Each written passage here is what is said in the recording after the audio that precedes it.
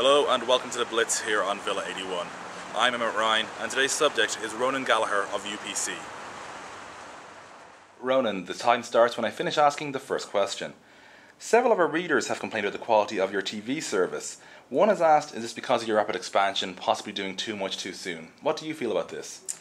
I feel as a company we are investing significant amounts of money in the Irish network. So to date, by the end of 2009, we'll have invested 400 million in the Irish network. So that involves our upgrade of our services to enable broadband and to enable telephony services.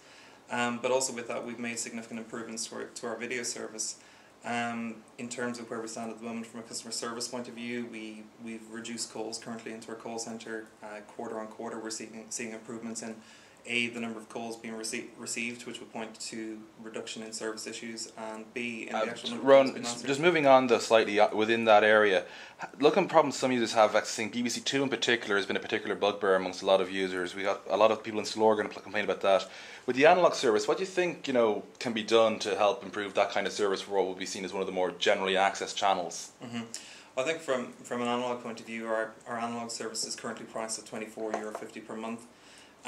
We do have digital TV services starting from €20 per month, offering a wider range of channels, improved picture quality from a customer's point of view, and online interactive. But is there a way to fix the actual analogue service itself? Because some people are still going to stay with analogue. You're going to have some users like. No, absolutely, and I think from an analogue point of view, the key advantage of analogue over different TV service providers is the fact that we can provide different channels into different rooms inside the house.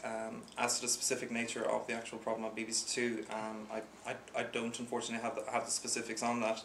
Other than to say that if it was an isolated incident, it would be something we would investigate through our normal procedure, which would be to send an engineer out to investigate. Moving on to sort of the bigger level, because obviously analog is one level, going to a higher level, HD TV.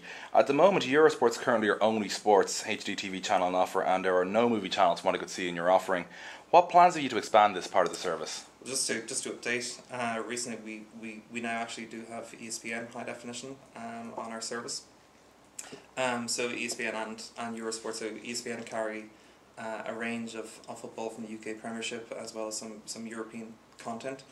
Do you plan that at Sky? I think from an ongoing point of view, from a content negotiation point of view, clearly we're very interested in adding high definition content in, which would include the Sky content. So at this moment in time, all I can say is that we are in contract negotiations, and those are ongoing. So I wouldn't be able to provide any updates. And looking at interactive services like those, say on the red button, and that people would be aware of, they're pretty limited at the moment in UPC. Have you any plans to change this? Absolutely. We introduced actually a red button functionality earlier on this year. So with our Euronews service, you now have some red button functionality in that you can press a button, you can go on, you can look at weather, you can look at sports, you can get some of the headlines. From a TV perspective, our ongoing investment and the investment I talked about earlier has been around improving our general services, so improving our content offering, improving, say for example, our TV services with the launch of our Digital Plus, so our pause rewind functionality that we introduced last year, and it's been very successful to date. We now have over 100,000 people with Digital Plus. And looking at Sky, they've taken a lot of steps to expand the way they offer their services, like the Xbox deal recently. Have you got any plans to respond to offer different ways to access UPC services? It would be something we continuously would look into.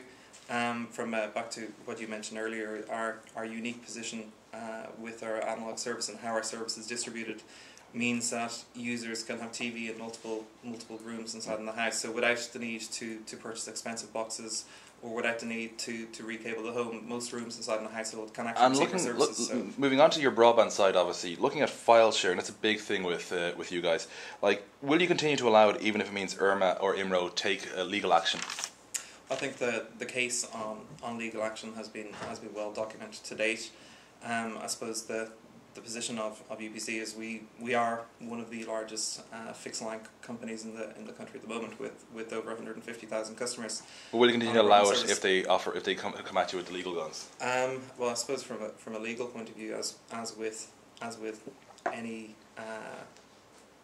question of legality or any question about concerning the law, from a legal perspective, if the law stated that we would have to block access to particular sites, or that we would have to follow it. And finally, we would follow that. Published internet connection speeds are often not achieved by the ISPs across the board.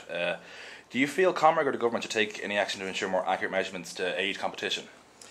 From the perspective of UPC, I think as a technology, it's clearly in our interest, similar to. And that's time, I'm afraid.